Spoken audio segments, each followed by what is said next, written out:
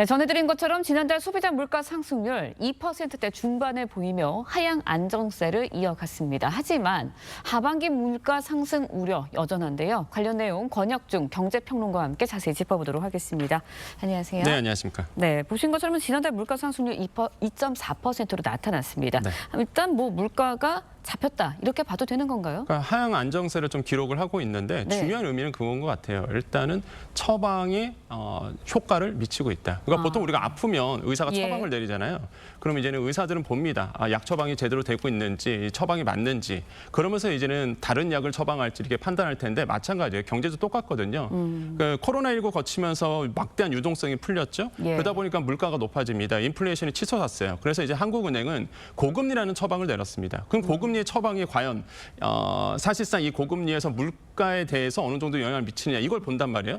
근데 사실상 고금리가 실제적으로 영향을 미치면서 물가가 낮아지고 있는 거죠. 네. 그래서 2.4% 기록하면서 아마 한국은행에선 자신감을 가질 것 같다라는 생각을 해봐요. 그래서 사실상 이제 고금리로 인해서 시장은 굉장히 긴축하면서 아파했는데 예. 사실상 지금 이제 효과가 발휘하고 있는 거죠. 2.4%, 999, 456 계속적으로 2% 물가 상승률 나오다 보니까 이런 점에서는 아마 지금 처방이 적절했다 이렇게 보고 있는 거죠. 네. 이런 점에서 이제 의미가 있다라고 좀 생각을 해봅니다. 하지만 체감하고 있는 물가는 그렇게 네.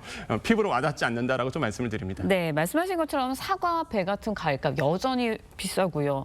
장마철이다 보니 농산물 가격 오를 가능성도 높습니다. 말씀하신 것처럼 물가 지표는 개선이 되고 있지만 우리는 실질적으로 물가가 내려갔다 이렇게 체감을 하지 못하고 있거든요. 체감을 전혀 안 되죠. 왜 그러냐면 네. 소비자 물가 상승률이 이제 2.4% 올랐는데 생활 물가는 2.9%, 2.8% 이 정도 올랐단 말이에요. 그러다 보니까 오히려 생활 물가 지수가 더 높습니다. 그러니까 이제 피부로 느끼는 게 오히려 더 팍팍하다라고 이제 느낄 수밖에 없고요. 그렇습니다. 특히 우리가 먹는 음식 물가가 있어요. 이런 예. 신품 과실이라든지 그렇죠. 신선식품에 대한 물가 상승률은요. 지금 보면은 신선 지수 같은 경우가 11% 상승했거든요. 예. 그러니까 먹는 게 비싸다 보니까 우리가 피부로 느끼기가 굉장히 좀 어려운 거죠. 그래서 많은 분들이 그렇게 하세요. 아니 물가는 하향 안정화되고 있다는데 왜 맞아요. 내가 쓰고 있는 거는 더 굉장히 어렵고 나의 소비 지출은 더 팍팍해지는 거야. 그렇죠. 이런 말씀 많이 하시거든요. 그래서 우리가 피부로 접하는 생활 물가가 아직도 높다. 특히 우리가 먹는 물가가 너무 높기 때문에 이러한 현상들이 일어나고 있다라고 좀 말씀을 드리겠습니다. 네, 그럼 추가로 좀 질문을 드려볼게요. 하반기에는 그러면 좀 더 물가 안정을 체감할 수 있을까요? 제가 봤을 때는 이제 하반기로 계속 갈수록 체감 효과는 좀 일어날 거라고 보여질 수가 있습니다. 왜냐하면 소비자 물가 상승률이 2.4% 예. 나왔기 때문에 이게 안정화되고 있잖아요. 네. 그럼 시간이 갈수록 이제 생활 물가도 어느 정도 영향을 미치거든요. 그래서 제가 봤을 때는 만약에 이대로만 흘러간다면 변수는 있어요. 당연히 유가라든지 아니면은 기후 인플레이션이라고 그렇죠. 해서 기후 변화 이런 변수는 있겠지만은 이대로만 흘러간다 그러면 저는 하반기 갔을 때는 어느 정도 체감되는 물가도 낮아지지 않을까라고 저는 조심스럽게 좀 생각을 해보겠습니다. 네, 금리 인하 가능성 이야기도 해보도록 네. 하겠습니다. 처방이 잘 들어서 물가 지표가 개선됐다 이런 말씀 해주셨잖아요. 그러면 한국은행에서 이제는 처방이 잘 먹혔으니까 금리 인하도 좀 생각해 볼 수 있다.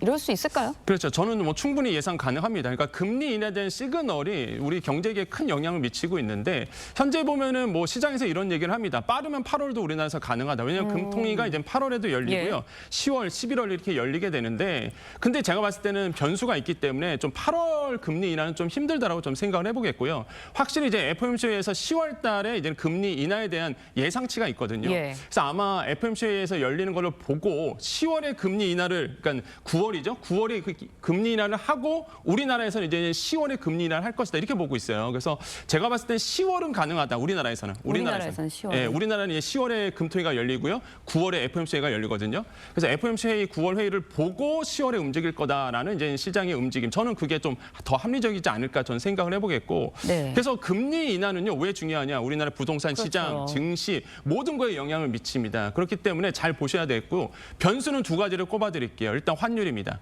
환율에 대한 변수가 항상 있고요. 워낙 강달러다 그렇죠. 보니까 이런 부분들 그다음에 유가예요. 그러니까 유가 때문에 또 변동성이 있다 보니까 이런 두 가지 변수 잘 보셔야 되겠고 마지막으로 가계부채.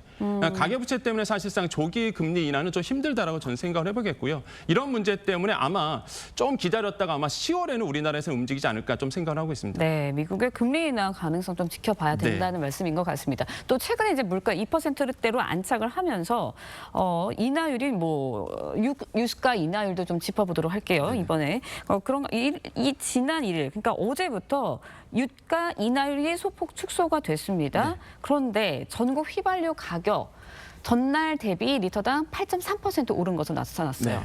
생각보다는 네. 많이 오르지 않았어요? 그렇죠. 이제 원래대로라 본다 그러면 이제 가격 인상 요인이 있잖아요. 휘발유 같은 경우에는 41원 올라야 되고요. 경유는 38원 올라야 됩니다. 왜냐하면 네. 인하율 자체를 조정을 했단 말이에요. 원래 25% 세금 인하해 주다가 20% 줄었습니다. 휘발유는. 그러면은 당연히 휘발유는 41원 정도 올라야 되는데 실제 시장에 나가 보니 8원밖에 오르지 않았어요. 그런 이유를 본다 그러면 첫 번째 재고 때문에 그렇습니다. 주유소들이요. 일단 싸게 들어오는 재고가 있을 거예요. 기름 같은 경우가 그럼 그걸 네. 다 팔아야지만 사실 또 새로운 가격 적용하잖아요. 7월 첫째 주는 그렇기 때문에 생각보다 많이 오르지 않는 이제 기름값을 만날 수 있고 네. 다만 7월 둘째 주부터는 이제 재고 소진이 다 됩니다. 기름 비싸게 들어온 거 다 나가요. 그럼 이제 비싸게 받은 거 비싸게 또 팝니다. 네. 그렇기 때문에 아마 다음 주 정도에는 아마 인상 요인이 그대로 반영될 것이다 이렇게 보시면 되겠고 두 번째 이유는 범부처 지금 시장 점검을 하고 있습니다. 한마디로 가격 최근에 올려봐 이런 정부가 이제는 눈을 부릅뜨고 있다 보니까 주유소들이 사실 총대를 잘 안 매요. 그래서 네. 일단은 다음 주부터는 아마 서서히 가격을 반영되지 않을까 이렇게 생각을 하고 있습니다. 네, 알겠습니다. 좀 더 지켜봐야 할 것 같고 다음 소식도 좀 짚어볼게요. 올해 상반기 라면 수출에 처음으로 5억 달러 넘어섰습니다. 역대 최고치 기록했습니다. 10억 달러를 넘을 수도 있다. 달성할 수도 있다. 이런 가능성도 나오고 있는데 어떻게 얼마나 많이 팔린 거예요, 이게? 그러니까 10억 달러로 하면 우리 돈으로 아마 감이 안 올 텐데 1조 3,800억 원 정도 됩니다. 엄청난 금액인데 저도 네. 라면 좋아하고요. 근데 우리의 입맛이 이제 세계의 입맛을 사로잡았다 이렇게 보시면 돼요.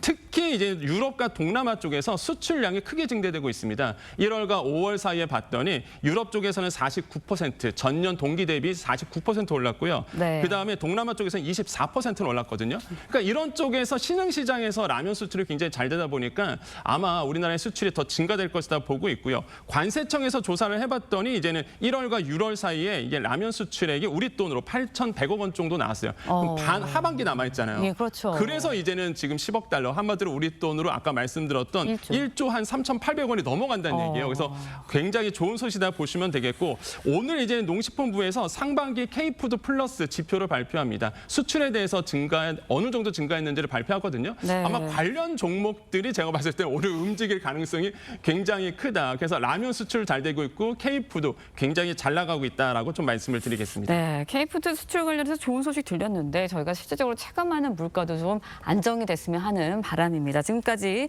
권혁준 경제평론가와 함께 이야기 나눠봤습니다. 오늘 말씀 고맙습니다. 네, 감사합니다.